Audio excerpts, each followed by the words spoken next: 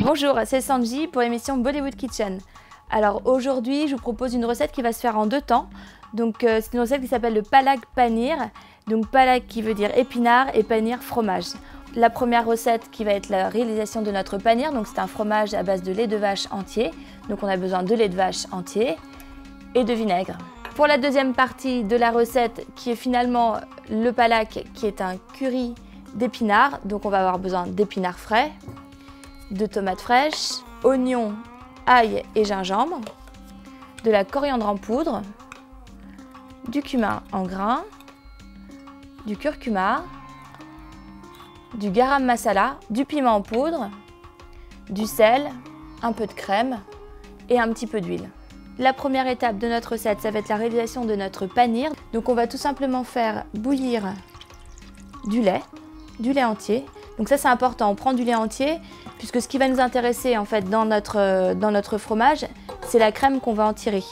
Pendant qu'on laisse bouillir notre lait tranquillement, on va préparer la garniture de notre curry d'épinards, donc le fameux palak. Donc je vais déjà émincer un oignon.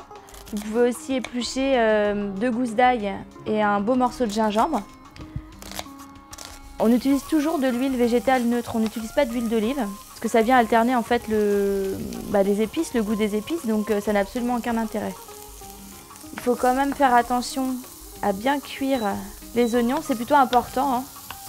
On va y rajouter de l'ail et du gingembre qu'on va venir râper, donc directement dans notre sauteuse.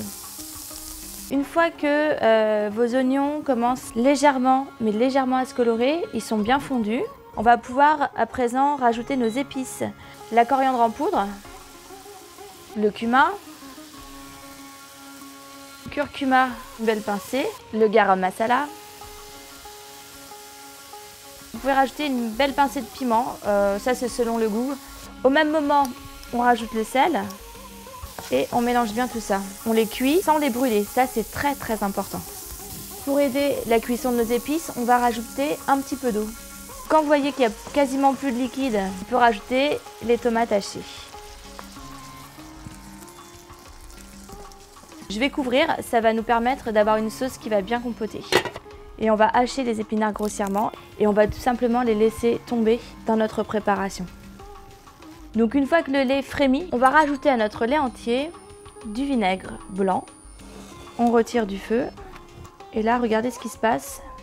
C'est le moment un peu magique. Voilà ce qui se passe au bout de 5 minutes. Vous avez tout simplement le petit lait qui est au fond et vous avez le fromage qui s'est détaché. Donc à partir de là, le fromage, on va le récupérer en le passant à travers une passoire et un linge. On va attendre un tout petit peu que ça refroidisse. On va venir le presser pour retirer le maximum de liquide.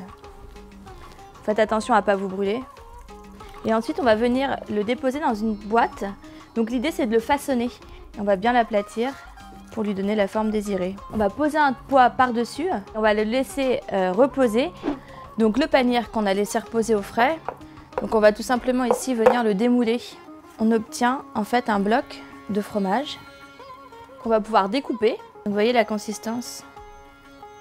Ensuite, on va faire chauffer d'huile végétale et on va juste faire dorer nos morceaux de paneer avec une pincée de curcuma. Ça va leur donner un peu de couleur et ça va les rendre un petit peu croustillants. Vous les rajoutez dans votre curry d'épinards, une petite pointe de crème et vous servez aussitôt bien chaud.